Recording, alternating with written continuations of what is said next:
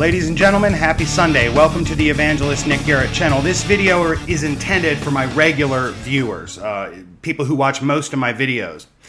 This week we brought in $55 since November 21st. I want to thank you for that. It's very thoughtful, and each of the individuals that donated, I lifted up in verbal prayer. I want to thank them considerably. In fact, I would have a favor to ask of the broader viewing audience.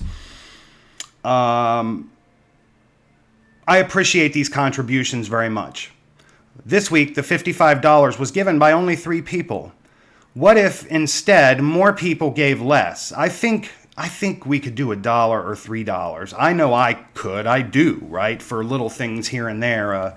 Film on Amazon for $3.99 for the kids, less than that. And if we did that regularly, I think it would spread the burden out so that, a few individuals don't have to give a lot. We could all give a little. But those that did give, I want to thank you. And let you know that every Sunday that we make $55 or more, I'm going to come on here and just in an unscripted way do a video with you, kind of talk about what I'm studying, maybe just share some random thoughts. I feel I owe you that. So that's what this is. First, on Dead Sea Scrolls 2, which was the most recent video, I wanted to work in a point that I forgot to work in, involving Daniel 12:4. That's the verse that says, "But you, Daniel, shut up the words and seal the book until the time of the end. Many shall run to and fro, and knowledge shall increase." In a paper I wrote asking if the return of Jesus Christ may be imminent, it's on my website at evangelistnickgarrett.com, I revealed that this verse seems to have 2 connotations in biblical commentaries and modern preaching about it.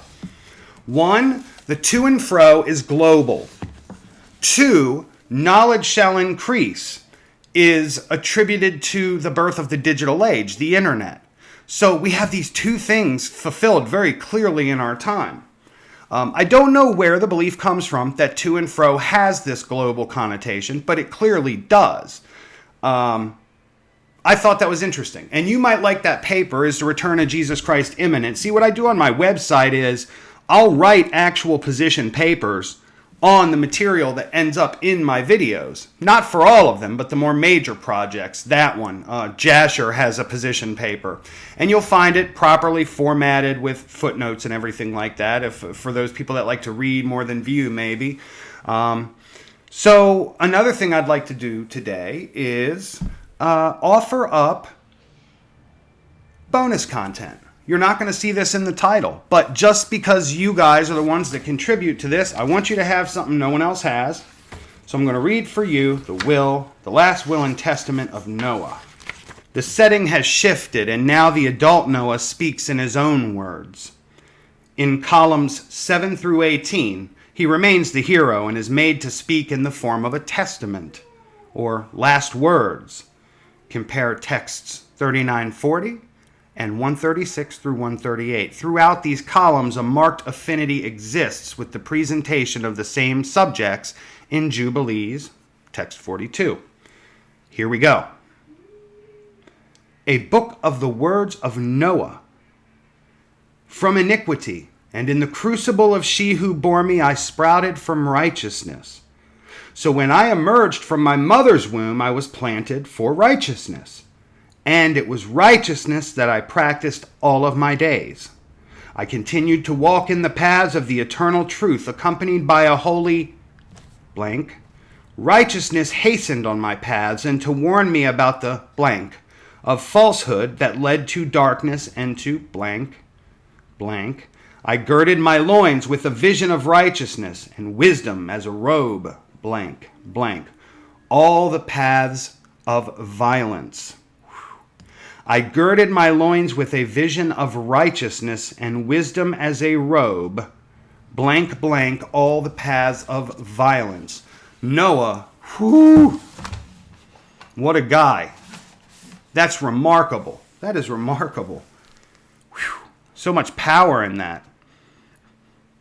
Now remember, the authors of this text, Weiss, Abegg, and Cook, they assert that this is 1,000 years older than the medieval texts that are used for modern biblical translation.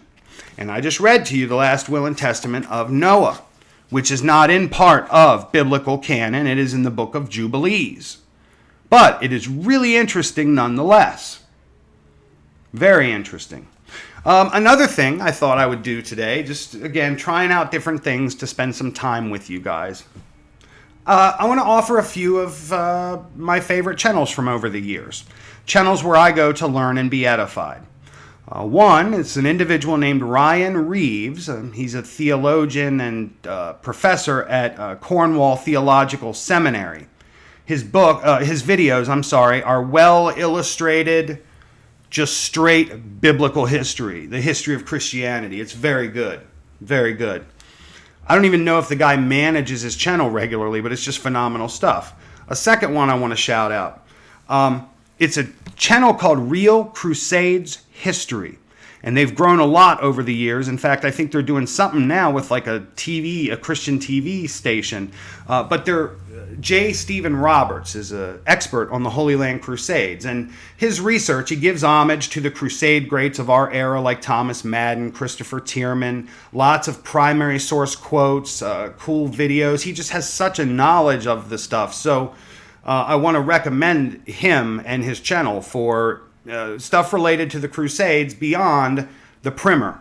My book on the Holy Land Crusades, Just Tell Me the Truth About the Crusades, is meant to be a broad narrative overview of the entire Crusades era, what was happening in the world and the church at the time, which Crusades were sanctioned by papal bull, what happened, who were the main players, what years did it happen, those sort of things. The first chapter of the book is the rise of Islam. You cannot tell the story of the Crusades without going back and at least beginning there in the early 600s AD. And then I touched on some of the earlier Crusades, like the betrayal in Spain, Muslim invasion of Western Europe via the Iberian Peninsula, right? The taking over of Spain. I devoted a chapter that I call the Not So Great Schism. In the main church narratives, there's this great schism in 1054 AD between the Eastern and Western Church. But any serious scholar sees the East-West divide from day one in every record, so it's a bit disingenuous to pretend that there was a day that this officially happened. This tension was always there. I devoted a chapter to Pope Urban II's plea to take up the cross for the First Crusade, beginning with two key councils, the Council of Piacenza and the Council of Clermont. At Piacenza, two of Alexios Komnenos, the emperor of the East, two of his diplomats essentially came to Pope Urban and said, hey, we need help. The Saracens are literally right across the Bosporus from us. We can see them. We know they are going to invade us. And they did. And this was the catalyst for taking up the cross to crusade in the First Crusade. First Crusade goes to the Holy Land, a chapter devoted solely to Jerusalem at that time because I wanted people to have an overview of what it must have been like for these different converging groups of people with religious beliefs just trying to protect their homes in the inner city of Jerusalem. Imagine what that must have been like. A chapter devoted to the Second Holy Land Crusade, the Third Holy Land Crusade. I try to tell it through the lens of, Sir Richard the Lionhearted and Salah ad-Din. There's a chapter on the Fourth Crusade, and I call it Power Corrupts and Absolute Power Corrupts Absolutely. So the West set out to help the East in the Crusades, and they ended up attacking the East instead, But the next crusade, the fifth one, we got a chapter on that. They ended up attacking the right people again. It's unbelievable, some of this stuff. I devoted a chapter, I say some called it a crusade, the Albigensian genocide is what I call it, because quite frankly, that's what it was, and we can't hide from history. I'm not trying to make enemies or friends by calling it that. It's been polished very well, but that's what it was. We have a chapter on Egypt and North Africa becoming the target, the route to get to Jerusalem, the rise of Italian shipping and all the Crusades. The book culminates in a chapter on the rise of intellectualism and a form of globalization in the Mediterranean that had not existed before. By the Eighth or Ninth Crusade, we read that these big military campaigns have have kind of had the effect of in over 200 years, many of these places, the people integrated and that they lived there forever, you know. So it's a fascinating subject. So you can buy my book for paperback for like, I think it's $7 or $8. You can get it on Kindle or electronic device. What I did in this book, you'll see the footnotes are done in a conventional way. There's not a bibliography. Instead, there's footnotes at the bottom of pretty much every page. This entire book is about 200 pages, and I have 400 footnotes in it. So those footnotes refer to the sources that I obtained the material from. That means there's a long line of history regarding this subject. But this is a fun book because you can sit down in an afternoon and walk away with a good, firm knowledge of the Holy Land Crusades. How does it stack up? Well, I'm no Crusade scholar. I'm not J. Stephen Roberts. I'm not Thomas Madden. I'm not Christopher Tierman. No, I'm much simpler. I wanted to have a basic understanding of the Crusades for the broader subjects that I wanted to understand, and that's what led to this. I would put it against one Crusades book that I've read and say that it's a fair updating or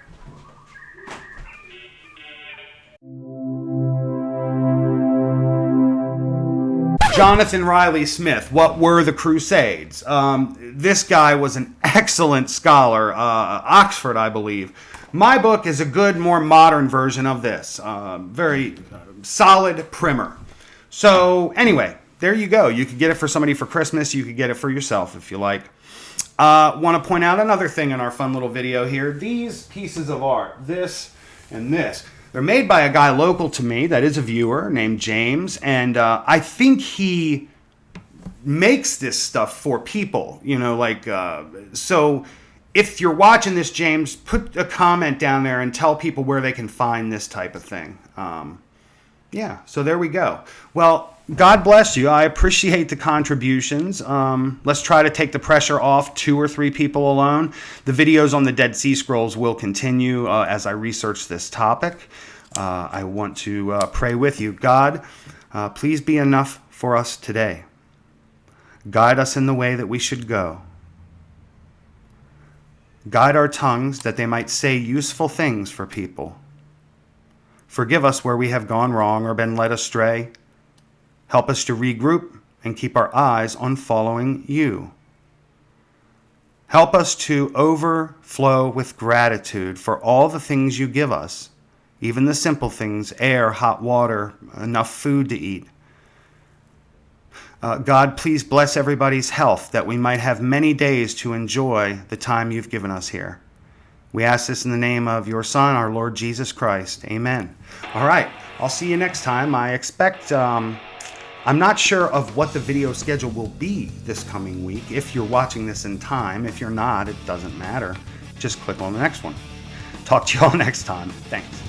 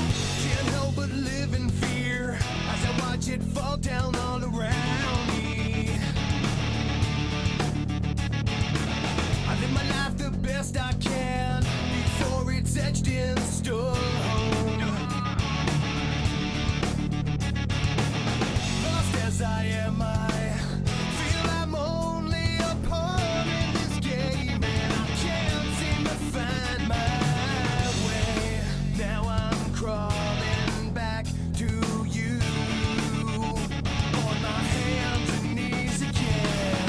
All I really wanna know